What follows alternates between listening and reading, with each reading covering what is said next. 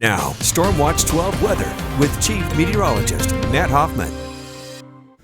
We hit 101 degrees today in Medford, another hot one, but you can see the impact some of the storms and the clouds had for other portions of southern Oregon and northern California. Only 87 today in Klamath Falls and 90 in Mount Shasta. Today makes 10 days so far this year. We've hit 100 degrees or more in Medford. That ties us with what we got to last year, but this was not consecutive. It was a few days ago that we only hit 99 in Medford, but this new streak is 3 days so far, and we'll likely tack on another one for tomorrow. We got some hot weather on the way for Monday, but also tracking the threat for more thunderstorms. Still the low 80s in Grants Pass and Medford, 76 in Montague, 67 in Klamath Falls. It's going to be a pretty mild night tonight, especially with the clouds working through the region. A little bit more monsoonal moisture is going to keep those temperatures a little bit up compared to what we've seen as of late. Yesterday, last night,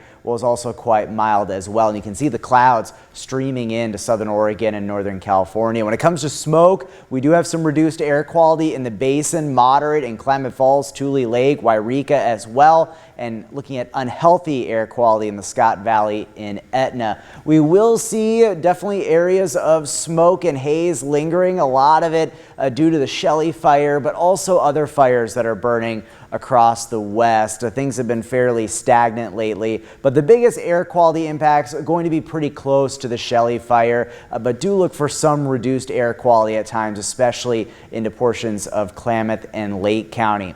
Now, taking a look at tonight, partly to mostly cloudy skies, down to 58 in Klamath Falls, 67 in Medford, 66 in Wairika. We'll drop down to 52 degrees in Brookings. Now, tomorrow, tracking the threat for thunderstorms, Siskiyou County, Klamath and Lake County, but there's also going to be the threat of some storms moving in early evening into Jackson and Josephine County. While we don't expect severe weather, these storms will have abundant lightning with them, and with not a lot of rain being produced by these storms, new fire starts. That's going to be the big concern once again for tomorrow into tomorrow evening. For the Rogue Valley, bright skies through the morning and midday hours will likely climb up into the triple digits, but then as we get towards late afternoon, especially into the early evening hours, there will be the chance of some thunderstorms even in the Medford area. So there is a red flag warning in place, central and western Siskiyou County, Jackson and Josephine County, 11 a.m. to 9 p.m. Monday.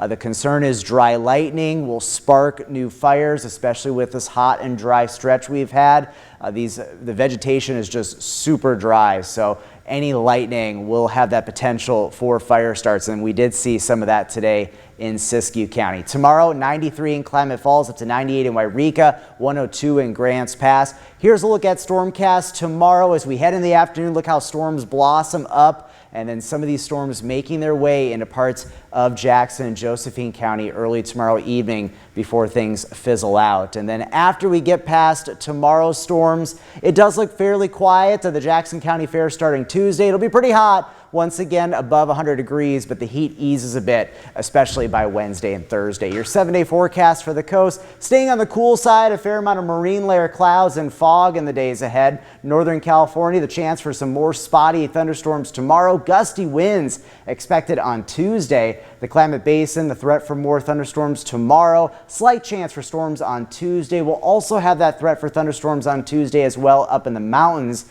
And then taking a look at the forecast for the Rogue Valley, keep an eye to the skies. We head into tomorrow evening. We'll be closely watching the radar and any new fire starts. After we get past Monday, a fairly quiet stretch later this week. Lots of sunshine and temperatures at least easing a bit by Thursday, highs in the middle 90s.